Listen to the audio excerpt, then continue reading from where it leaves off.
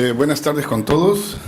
Entramos a la tercera jornada de exposiciones y en esta oportunidad nos complacemos en presentar a tres expositores. Vienen de diferentes países y también tenemos un peruano. El primer expositor, el señor Víctor Prochnik, viene de la Universidad Federal de Río de Janeiro, Brasil. El segundo es el señor Celso Garrido, de la Universidad Autónoma Metropolitana de México, y Germán Alarco, de nuestra Casa de Estudios, Universidad del Pacífico. En esta oportunidad, el tema a tratar por nuestros tres expositores son las cadenas globales de valor, es decir, en pocas palabras, cómo las empresas se insertan en el medio internacional, qué facilidades, qué dificultades, etc. En primer lugar, va a abrir la jornada el doctor Víctor Prochnik, profesor asociado de la Universidad Federal de Río de Janeiro. Él cuenta con una vasta experiencia en términos de organización industrial y estrategia, y específicamente se ha encargado de investigar las empresas multinacionales brasileñas. Entonces, les pido un aplauso para recibir al doctor Prochnik, quien compartirá su experiencia con nosotros. Eu vou falar em portunhol. Também quero dizer, se em las perguntas houver um ou dois sobre os protestos, eu vou tentar responder com prazer. Então, quero agradecer muito a invitação para vir a Lima. Vim a Lima 38 anos atrás, conheci Huancayo, conheci um país muito bonito, muitas experiências por aqui. Bueno, vamos a las cadenas globales. En el apéndice está mi presentación en Colombia, que está un poco ampliada. No vamos a ver esto.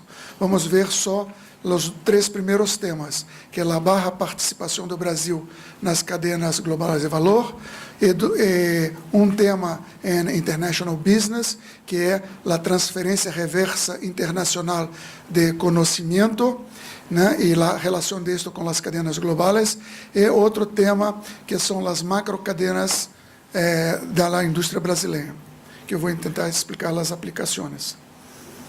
Bueno, entonces aquí recentemente surgiram dois novos bancos de dados muito importantes que juntam matrizes, insumos, produtos de muitos países com os fluxos de comércio entre essas matrizes, que são oportunidades para os estudantes, que são bastante recentes.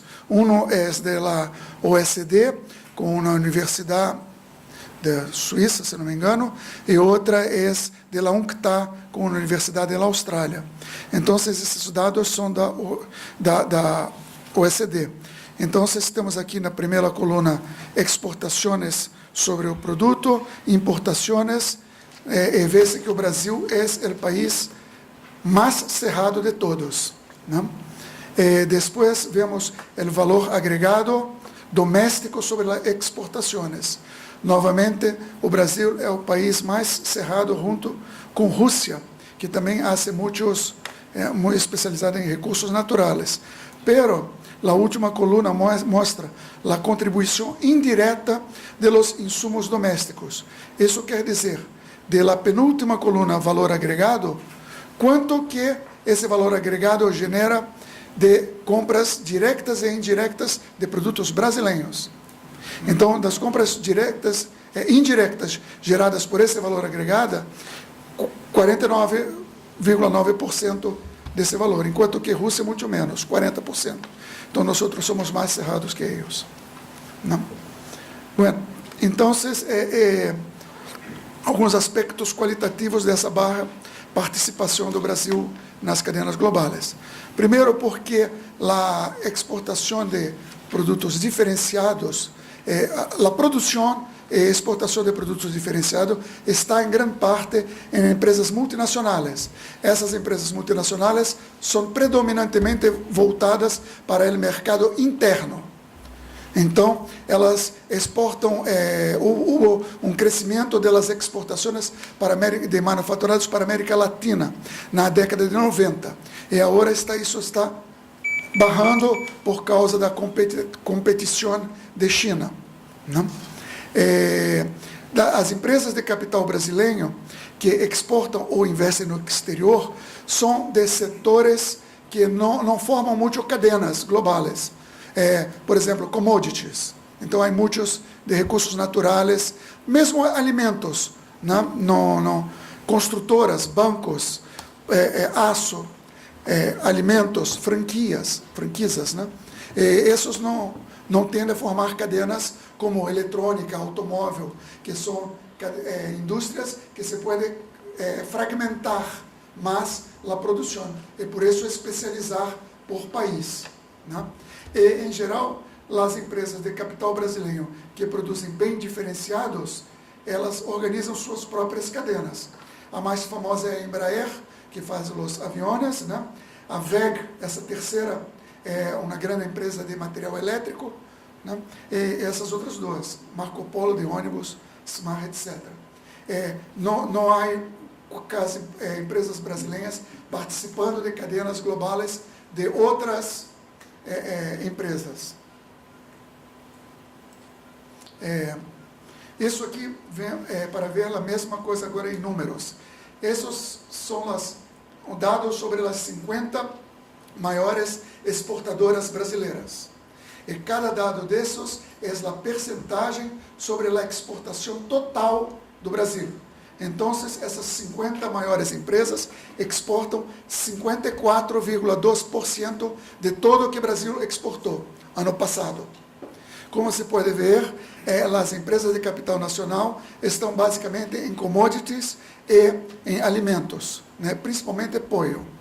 Né? Há só duas que estão em montagem, que é a Embraer e a WEG. Né? As outras todas são pequenas. E as empresas multinacionais também estão muito em commodities, mas também fazem muita montagem. E nessa que diz montagem, são Fiat, General Motors, automóveis, que exportam automóveis. Né? Conclusão, as exportações brasileiras são de produtos que são pouco propícios para a formação de cadeias globais de valor.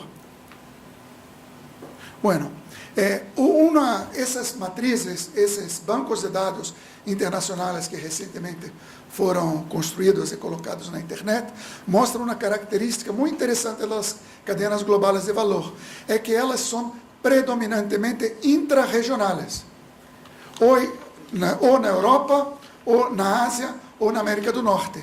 Há muito pouca ligação entre as regiões, comparativamente. Né? Então, esse senhor José Tavares de Araújo Júnior ha hecho um trabalho para ver como que era a organização de esses acordos regionais, porque o desenvolvimento das cadenas globais de valor é estreitamente associado com os processos de integração regional. Foi o sucesso da integração regional em América do Norte, na Ásia, na Europa, um dos fatores determinantes para a constituição dessas cadenas globais de valor, junto com o avanço da tecnologia, junto com a liberalização, com outros fatores. Né? Então, há 3 pontos em comum nesses grandes acordos regionais, que são o baixo custo de transporte entre os países, a estabilidade das normas de livre comércio e as baixas tarifas de importação de bens intermediários e bens de capital de terceiros países. Né? O próximo slide, então, isso mostra duas conclusões. Primeiro, que para maior participação dos países da América do Sul e da América Latina em las cadenas globais de valor, lo mejor a hacer es la integración latinoamericana. Aqui, em termos de números, assim que vão ser a principal cadenas. Né? E para isso, deveríamos fazer esses 3 pontos, né? O custo de transporte, estabilidade das normas e baixas tarifas. Mas o que vamos ver em los slides seguintes é que não estamos bem em nenhuma dessas 3. Então, os obstáculos à formação de cadenas globais de valor.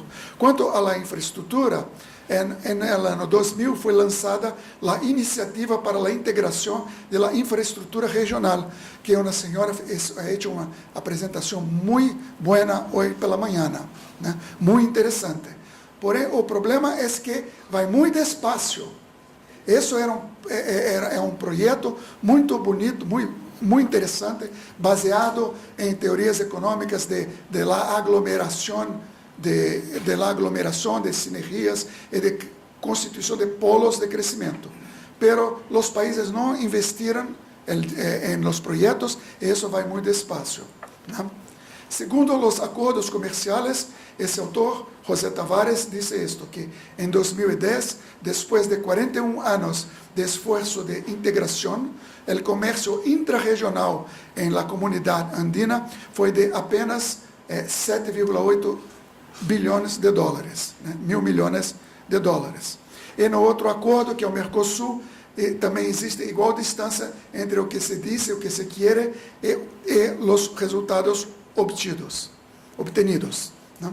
E o terceiro ponto é que, ao contrário das outras 3 regiões que falamos, Ásia, Europa e América do Norte, na América Latina há tarifas muito altas em la importação de bens intermediários e de equipos. Com essas tarifas altas, as indústrias de montagem que estão downstream nas cadenas globais de valor têm dificuldade para competir, né? É uma barreira a mais. Então, foi uma visão muito ampla sobre a inserção do Brasil nas cadenas globais de valor, a inserção atual. Nós outros, em Brasil, eu dou uma classe chamada Economia das Empresas Multinacionais. Então, um tema de investigação é isso, a transferência reversa internacional do conhecimento. É transferência reversa do conhecimento útil para a inovação tecnológica, né? Então, então isso é interessante para a questão das cadenas. Porque qualquer transferência de conhecimento que venha do mercado para a firma é chamada reversa. A transferência direta é da sede para a subsidiária, da sede para o mercado, né? Por exemplo, um exemplo simples, as informações obtidas em uma feira no exterior. O empresário vai ao exterior, vai a uma feira, aprende e traz a informação, né? E a transferência reversa de conhecimento é fundamental para o upgrade das firmas em cadenas globais de valor, que são lideradas por outras empresas. Há que aprender com elas e implantar, ter capacidade de absorção. Essas são as questões fundamentais. Nós estudamos um aspecto, uma dimensão da transferência reversa de conhecimento, que é a transferência intrafirma, aquelas que se dá de las subsidiárias para as empresas multinacionais. Então, por exemplo, uma empresa brasileira de automação industrial que tem uma subsidiária em Estados Unidos, ganha muito com isso, porque disse o empresário, o engenheiro de Intel, que faz os semicondutores, vai ao Brasil uma vez a cada 3 meses, pero em Estados Unidos eu posso falar com ele todo dia. Então, pelo lado das compras, aprendem e a informação vem para o Brasil e ajuda em la inovação em Brasil, né? Então, para as multinacionais brasileiras, a transferência reversa de conhecimento pode complementar a inovação no Brasil, né? Outra dimensão relevante é a seguinte: as subsidiárias das empresas multinacionais, elas podem ser classificadas segundo muitas diferentes formas.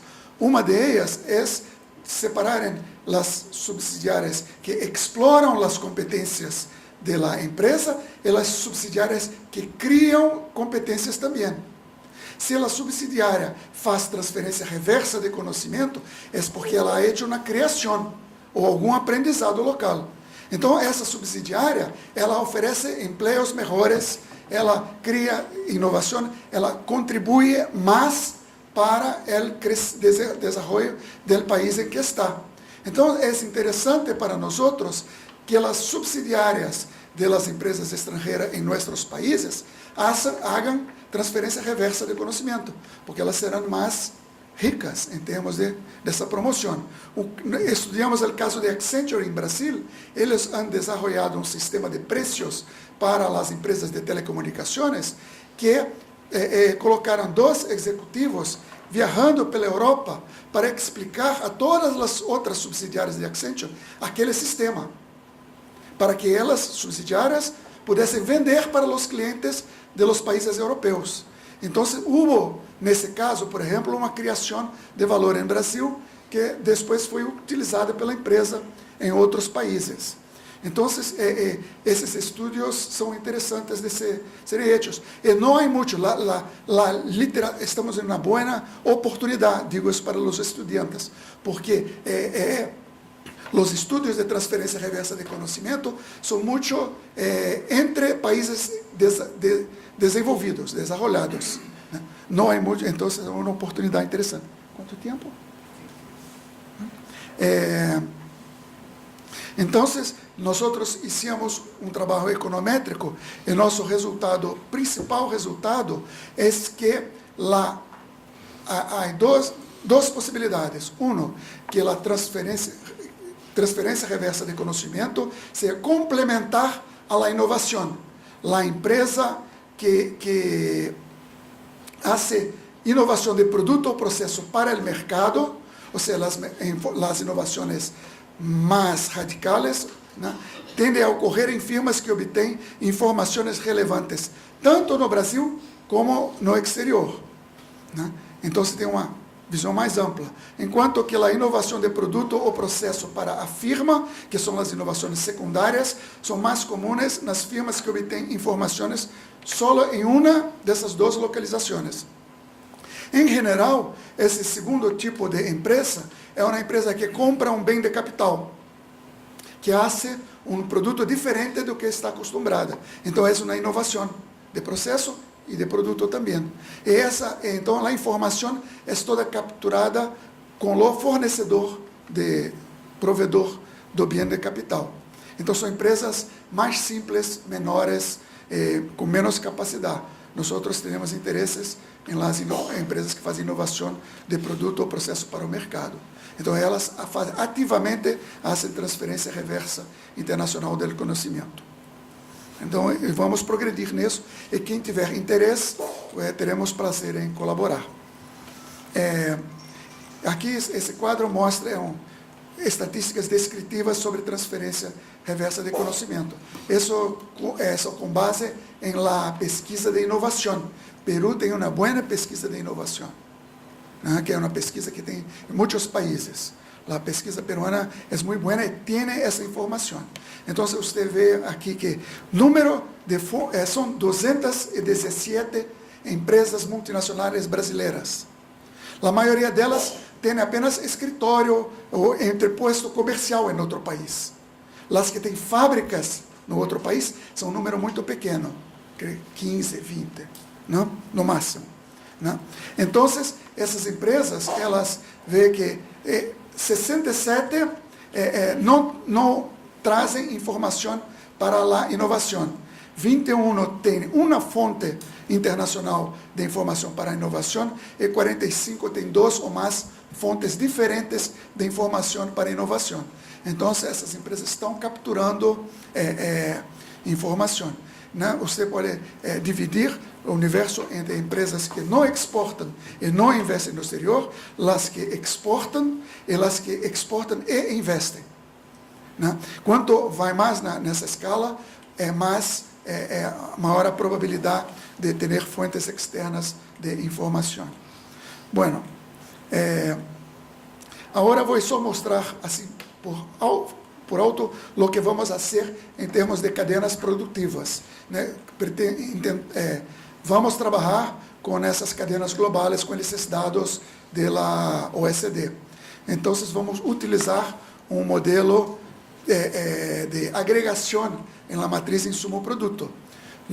Essa é a matriz insumo-produto brasileira, e nós agregamos las cadenas, los sectores económicos en 6 grandes cadenas industriales: construcción, textil, papel, agroindustrial, metal mecánico y químico. Y cada célula muestra las compras que la macro cadena de la columna ha hecho a la macro cadena de la línea. Por tanto, la construcción civil compra 34,8% de la própria construção, compra 0,5% de suas compras de insumos, são lá texto, etc, etc. Observe que os números em la diagonal são muito altos e os fora de la diagonal são muito baixos. Isto mostra a independência das macrocadenas em relação ao resto. E transforma essas macrocadenas em unidades de trabalho. Isso ajuda muito em trabalho com matriz insumo-produto, porque em geral na matriz insumo-produto são muitos setores, e as conclusões são, porque o setor de farmácia e de alimentos e de cimento tem essa característica, e não faz sentido. Não, as conclusões, muitos estudos têm isso. Se trabalha com cadenas assim, os estudos passam a ser mais sentido. Tá? Bom, então, por aí, muitas graças. Estou à ordem para responder preguntas después.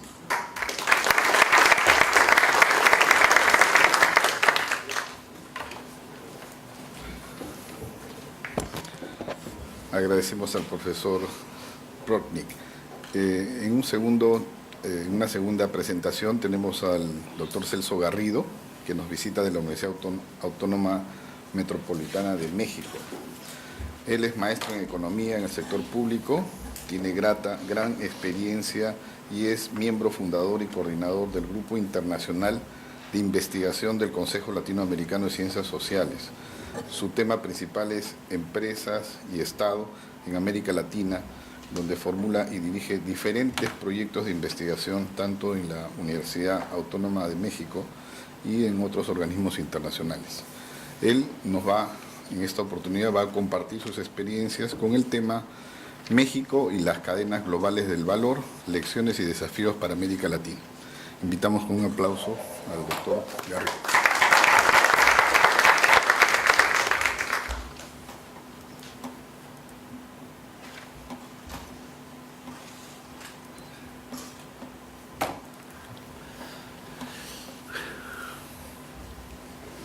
Bueno, buenas tardes. Comienzo agradeciendo a CIEPLAN y a la Universidad del Pacífico por la invitación a participar en este importante evento. Mi propuesta es compartir con ustedes una reflexión sobre lo que ha ocurrido en México con su inserción en las cadenas globales de valor, para sacar algunas reflexiones sobre lecciones que se pueden aprender para el resto de América Latina y desafíos que enfrentamos, por lo menos en el caso particular mexicano, que de alguna manera pueden ser compartibles o pueden servir para la reflexión más general que se plantea en este seminario.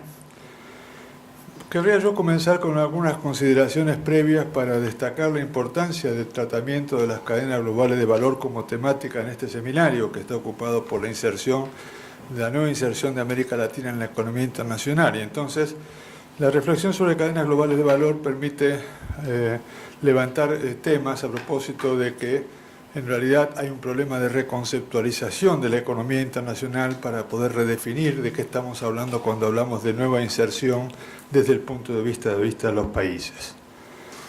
Cuando hablamos de cadenas globales de valor, hablamos de un fenómeno de transformación productiva extraordinaria, aparte de lo cual mencionó Víctor, que tiene que ver con la posibilidad de la fragmentación de los procesos productivos y la distribución para su realización en distintas partes del planeta. ¿Sí? Esto está desarrollado por un nuevo actor económico, que son las empresas transnacionales, ¿sí? Que se distinguen de las multinacionales porque las multinacionales se ocupan de desarrollar inversiones en diversos mercados nacionales, mientras que estas otras son organizadores y gestores de este proceso de fragmentación productiva y de su articulación, en lo que se terminó dando en llamar cadenas globales de valor.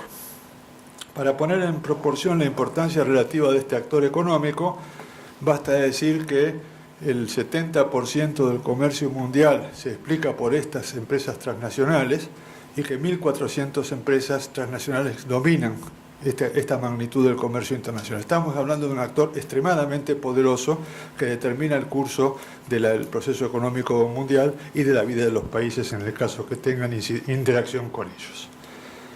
Esto tiene efectos obvios en la relación de tensión entre dinámica de los países y dinámica de las cadenas globales de valor, que no son necesariamente coincidentes y que en algunos casos pueden ser francamente divergentes, pero que al mismo tiempo pueden ser estas cadenas globales de valor en su articulación con los distintos países motores de desarrollo positivo si se encuentran las ecuaciones políticas adecuadas para capitalizar las sinergias que pueden surgir de estas relaciones. Esta crisis actual generó, como todos creo recordarán, una primera percepción de que un efecto que podría producirse era un colapso del comercio internacional, con una dinámica consecuente, y de hecho hubo contracciones muy fuertes. En el caso de México fue superior al 40% la caída del comercio, y sin embargo lo que ocurrió fue que se hizo evidente rápidamente que detrás de la dinámica del comercio de los países estaban las empresas transnacionales. Se hizo también evidente rápidamente que las cadenas globales de valor no se estaban desestructurando, que por el contrario se estaban reorganizando y consolidando a gran velocidad y estaban reacomodando la economía mundial como todavía sigue ocurriendo.